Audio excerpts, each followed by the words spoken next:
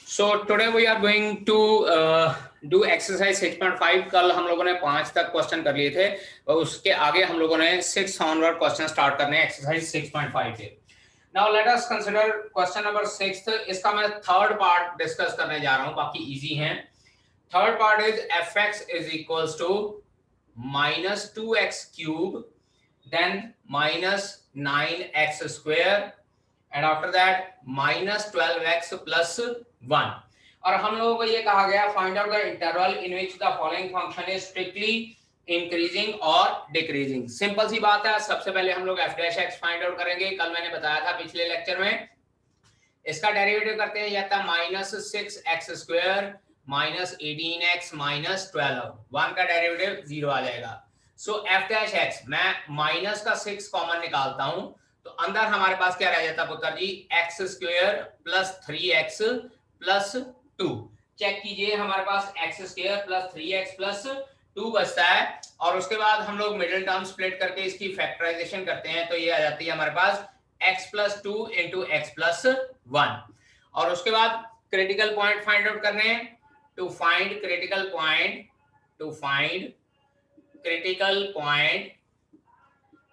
Put f dash x is equals to 0. और जब f dash x को 0 के पुट करते हैं तो हमारे पास x की एक वैल्यू आती है -2 और एक वैल्यू आती है -1. उसके बाद मैंने आपको बताया था अगेन नंबर लाइन ड्रॉ कीजिए और इसके ऊपर ये दोनों पॉइंट पुट कर दीजिए. Let us consider this is -2 and this is -1. सो इन दोनों पॉइंट्स की वजह से हमारे पास नंबर लाइन जो है 3 पार्ट्स में डिवाइड हो गई है. Therefore 3 intervals are. कौन कौन से इंटरवल्स हैं हमारे पास? 3 इंटरवल्स आर. एक हो जाएगा -∞ टू -2, उसके बाद दूसरा हो जाएगा -2 से -1 और तीसरा हो जाएगा मेरे पास -1 से लेकर इन्फिनिटी तक. सो ये 3 इंटरवल मेरे पास बन गए हैं. इसके बाद मैंने आपको बताया था हम लोग टेबल ड्रॉ करते हैं और टेबल ड्रॉ करने के बाद फिर हम लोग साइन चेक करेंगे.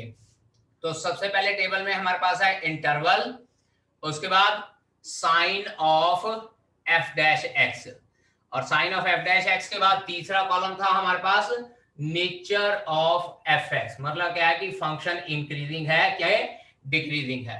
ठीक है जी. So now first interval is -∞ to -2, second interval -2 से लेकर -1 एंड थर्ड इंटरवल -1 से लेकर इन्फिनिटी तक. और इसके बाद मैंने आपको बताया था कि जो ये हमारे पास f डैश x है, let us consider this is first equation. इसमें हम लोगों ने डिफरेंट इंटरवल्स में से वैल्यूज पुट करके देखनी है.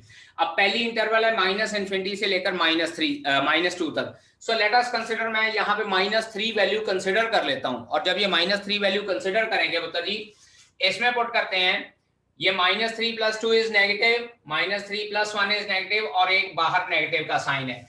तो ultimately minus and then third one is again minus और रिजल्टेंट आंसर मेरे पास नेगेटिव ही रह जाएगा. तो रिजल्टेंट आंसर मेरे पास क्या हो जाएगा? नेगेटिव हो जाएगा फॉर -∞ टू -2. उसके बाद -2 से लेकर -1 लेट अस कंसीडर -1.5 कंसीडर कर लेते हैं.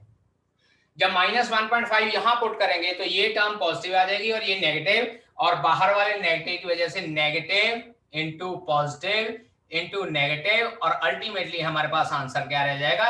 पॉजिटिव, क्योंकि 2 बार नेगेटिव साइन आया है. आफ्टर दिस -1 से लेकर इन्फिनिटी, लेट अस कंसीडर -1 और इन्फिनिटी के बीच में मैं पॉइंट 0 कंसीडर कर लेता हूं. 0 पुट करूंगा तो ये पॉजिटिव और बाहर वाले नेगेटिव साइन की वजह से अल्टीमेटली मेरे पास जो आंसर रह जाएगा दैट विल बी नेगेटिव. अब यहां पे देखिए इस सिचुएशन में नेगेटिव आ गया, दूसरी सिचुएशन में पॉजिटिव आ गया और तीसरी सिचुएशन में फिर से मेरे पास नेगेटिव आ गया. सो यहां पे मैं लिख सकता हूं कि function is decreasing. After that in second case it is increasing and then in third case it is again decreasing. तो मेरे पास 2 इंटरवल्स हैं जिसमें ये फंक्शन डिक्रीजिंग है और एक इंटरवल जिसमें फंक्शन इंक्रीजिंग है. तो यहां लिखेंगे therefore function is strictly decreasing in बेटा यहां तो मैंने पहले भी बताया था कि दोनों इंटरवल अलग अलग लिख दीजिए या दोनों इंटरवल्स को यूनियन करके लिख दीजिए.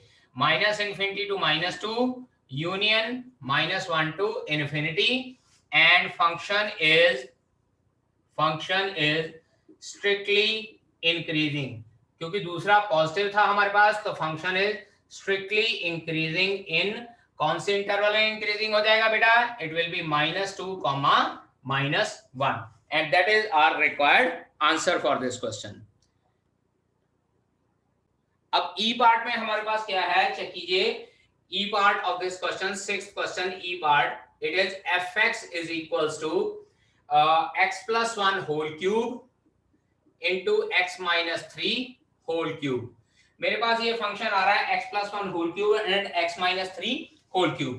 अब यहाँ पे सबसे पहले f dash x find out करेंगे बेटा जी। u into v का फार्मूला लगेगा और साथ के साथ चेन रूल भी लगेगा।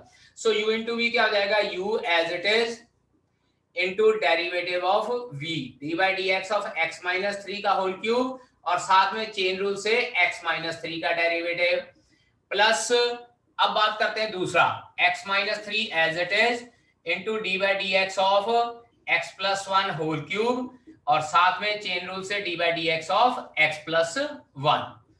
अब इसको सॉल्व करते हैं बेटा जी। ये हमारे पास बनता है x plus 1 whole cube into 3 into x minus 3 whole square। x minus 3 का डेरिवेटिव 1 हो जाएगा, x का डेरिवेटिव 1 और 3 का derivative 0 plus x minus 3 whole cube into 3 into x plus 1 का होल स्क्वायर और फिर से उसका डेरिवेटिव 1। अब दोनों में से देखिए टर्म्स कॉमन कौन सी निकलती हैं? 3 into x plus 1 का whole square and x minus 3 का होल स्क्वायर कॉमन निकलता है। यहां हमारे पास बचता है x plus 1 और यहां हमारे पास बचता है x minus 3। So it will be equals to 3 into x plus 1 का होल स्क्वायर, x minus 3 का होल स्क्वायर, और इसको जब सॉल्व करेंगे तो ये हमारे पास बचता है 2x minus 2, 2 भी कॉमन निकल जाएगा। सो f dash x हमारे पास बनता है पुत्र जी 6 into x plus 1 whole square x minus 3 whole square into x minus 1। अब देखिए पिछले क्वेश्चंस में हमारे पास जब भी दो फैक्टर्स बने थे, हम लोगों ने दोनों को इक्वल टू 0 पुट करके दो क्रिटिकल पॉइंट्स निकाले थे।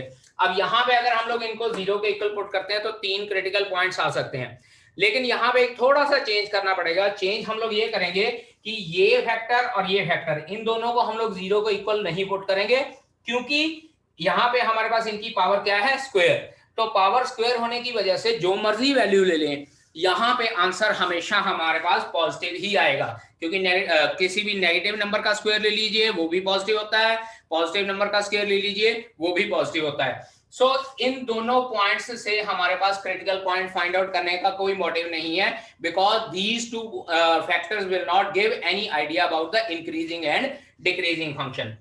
तो अल्टीमेटली बचता मेरे पास क्या है? सिर्फ एक ये फैक्टर बचता है जिसको मैं 0 के इक्वल पुट करके फाइंड आउट कर सकता हूं। सो यहां से क्रिटिकल पॉइंट क्या आता है? Critical point is x minus 1 is equals to 0, तो x की वैल्यू 1 आ जाती है। तो इसका मतलब अगर x की वैल्यू ग्रेटर देन 1 होगी तो ये सारी टर्म पॉजिटिव होगी, x की वैल्यू लेस देन 1 होगी तो ये सारी टर्म नेगेटिव होगी। तो therefore number line is divided into two parts। दो पार्ट्स में डिवाइड होती है नंबर लाइन। कौन कौन से दो पार्ट्स? एक तो ये ऐसे ड्रॉ कर लेते हैं, minus infinity infinity and this is 0.1। एक हो जाएगा माइनस इन्फिनिटी टू 1 और एक हो जाएगा 1 से लेकर इन्फिनिटी तक, that is minus infinity to 1 and 1 to infinity. और चेक कीजिए, अब यहां पे इक्वेशन नंबर 1 करते हैं। From 1 f dash x is greater than 0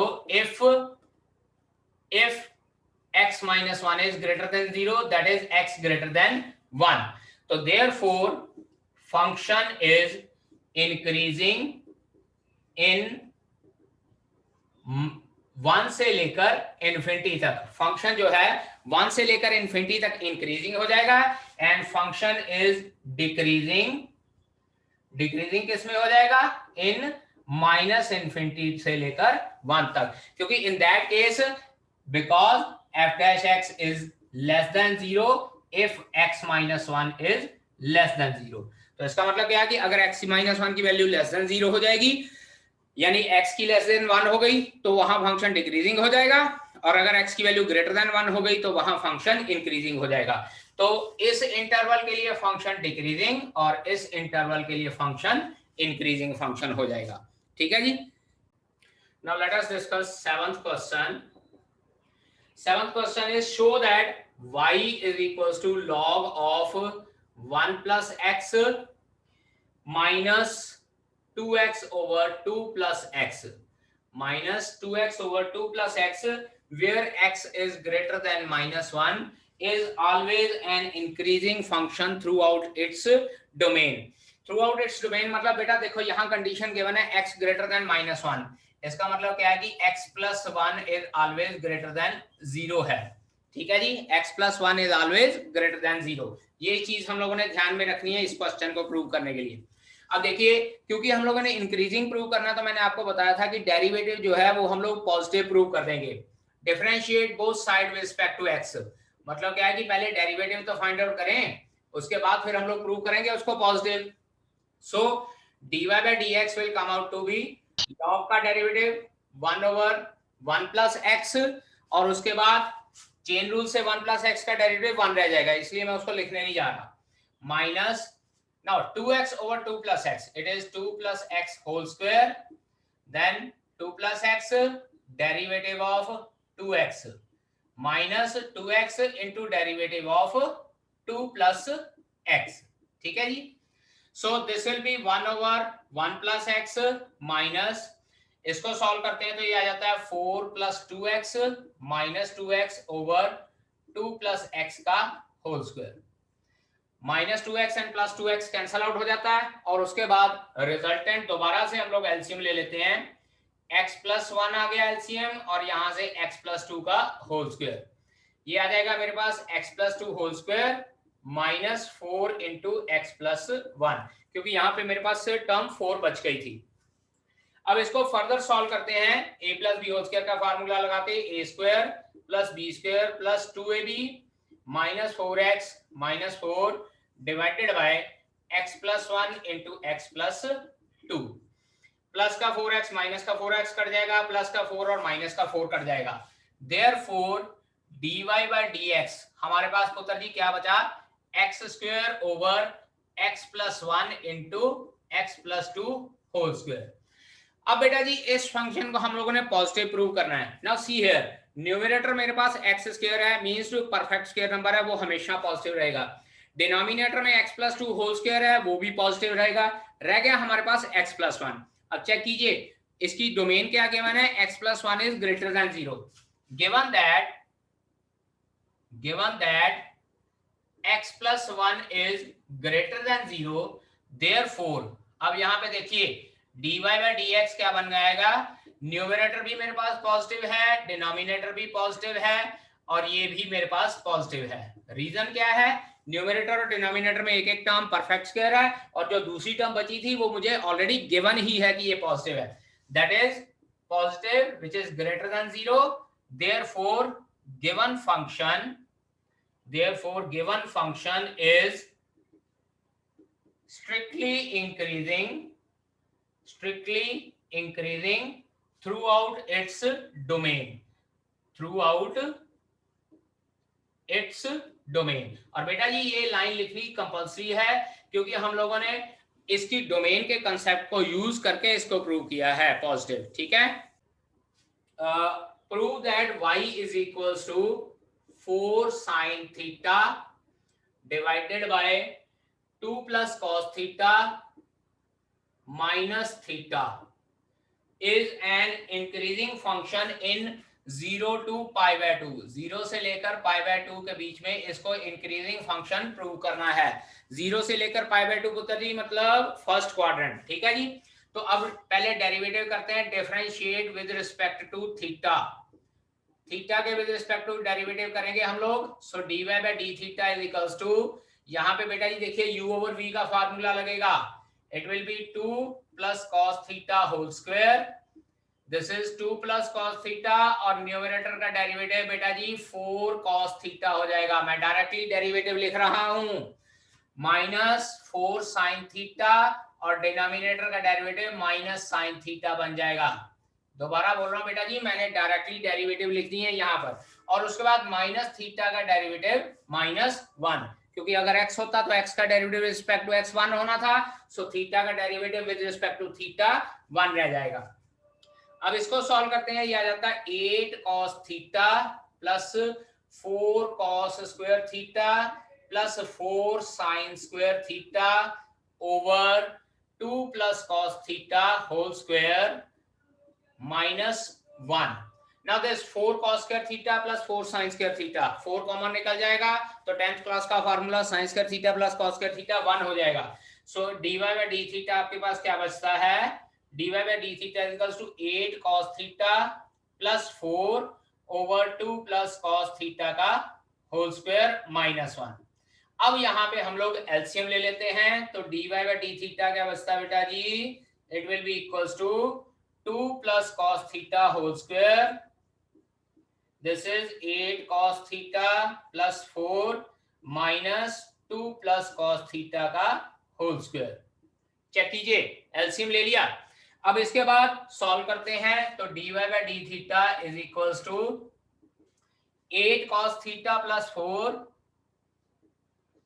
और यहाँ पे a plus b whole square का फॉर्मूला लगाया और साथ में माइनस का साइन भी अप्लाई कर रहा हूं। सो -4 minus cos square theta -4 cos theta divided by 2 plus cos theta का होल स्क्वायर।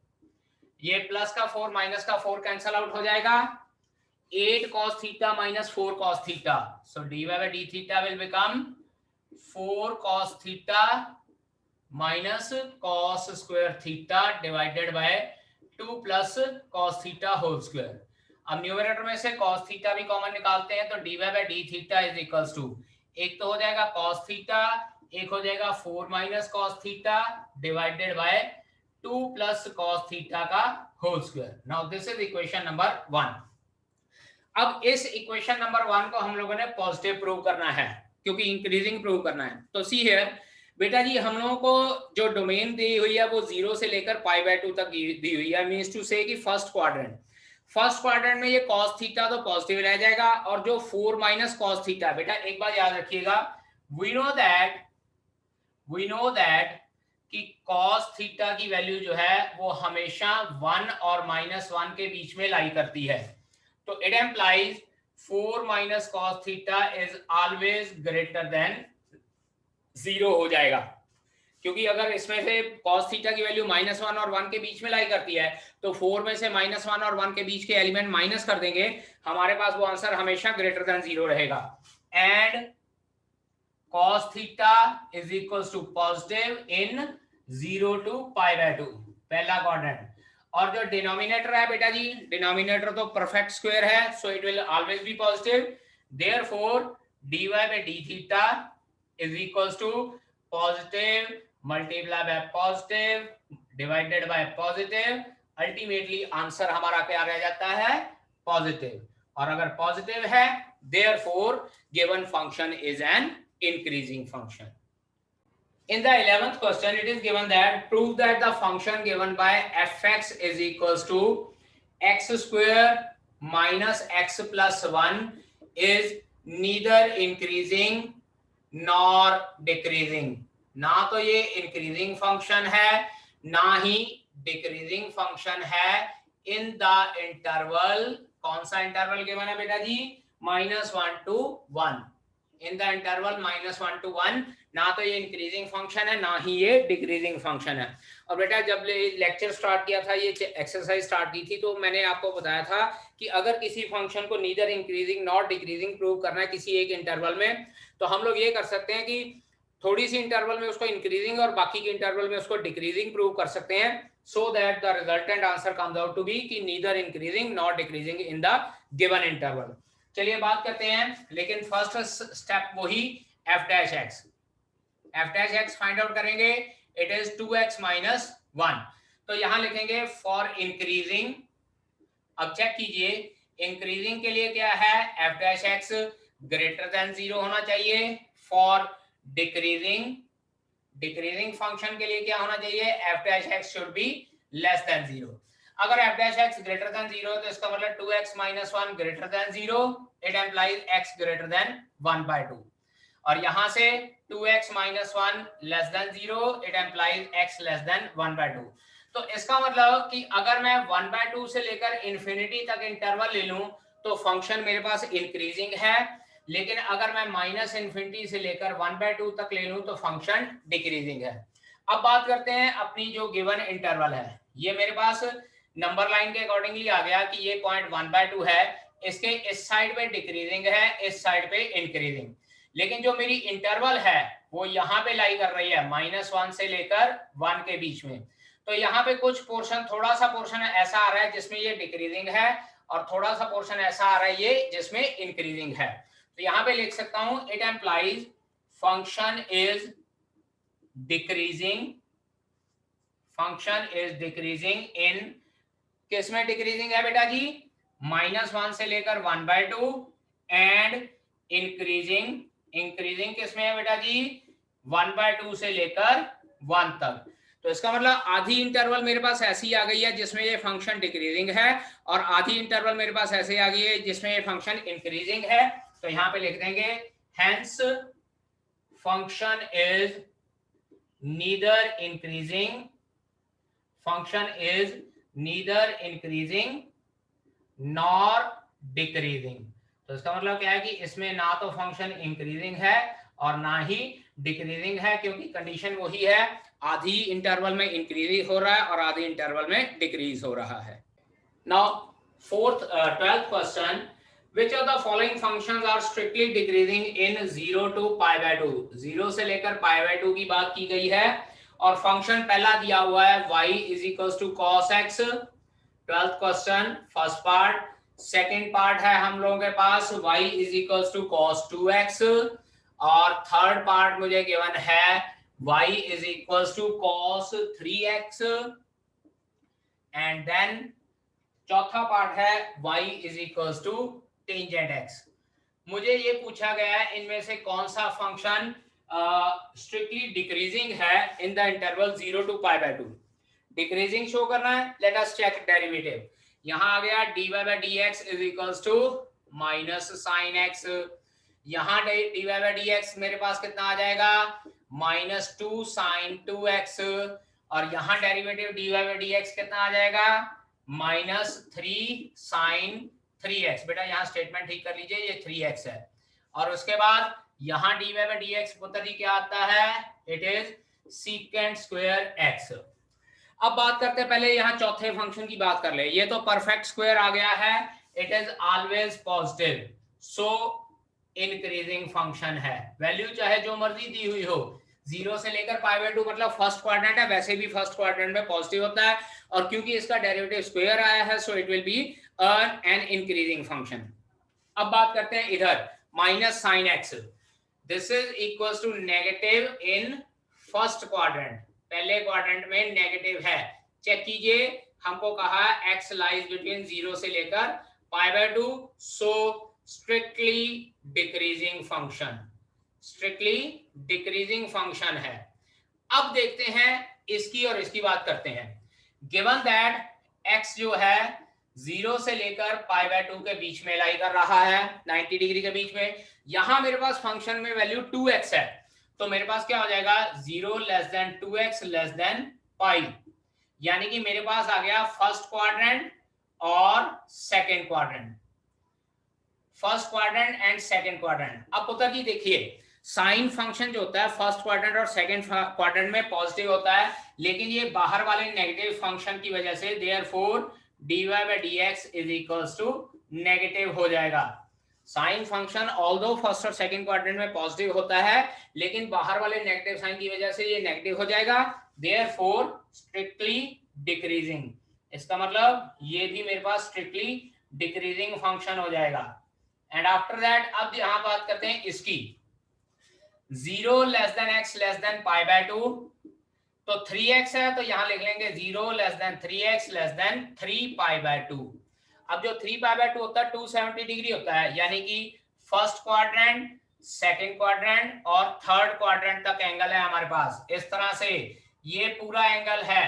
अब देखिए पहला क्वाड्रेंट, दूसरा क्वाड्रेंट और तीसरा क्वाड्रेंट, साइन फंक्शन पहले क्वाड्रेंट में पॉजिटिव होता है, दूसरे में पॉजिटिव होता है, लेकिन तीसरे में नेगेटिव हो जाता है। यहां साइन फंक्शन पॉजिटिव हो जाएगा, यहां साइन फंक्शन पॉजिटिव हो जाएगा, लेकिन यहां थर्ड क्वाड्रेंट में नेगेटिव हो जाएगा। अब बात करते हैं बाहर वाले नेगेटिव साइन की। तो बाहर अगर मैं नेगेटिव साइन लगा देता हूं सबके, तो ये मेरे पास रिजल्टेंट क्या हो जाएगा, नेगेटिव, ये भी नेगेटिव हो जाएगा, लेकिन ये पॉजिटिव हो जाएगा। यानी कि जो ये इंटरवल दी हुई है 0 से लेकर π/2, ये x की वैल्यू थी, तो 3x की वैल्यू क्या हो जाएगी, 0 से लेकर 3π/2 तक।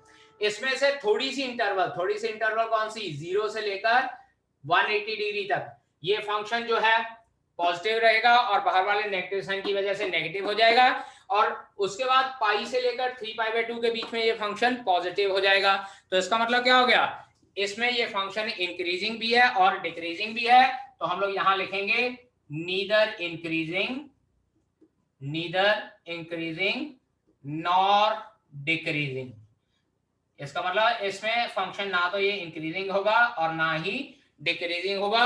तो चारों अगर हम लोग बात मिला के बात करें तो क्या हो जाएगा, पहला और दूसरा फंक्शन डिक्रीजिंग है, तीसरा नीदर इंक्रीजिंग नॉट डिक्रीजिंग, और चौथा स्ट्रिक्टली इंक्रीजिंग हो जाएगा क्योंकि वो परफेक्ट स्क्वायर है।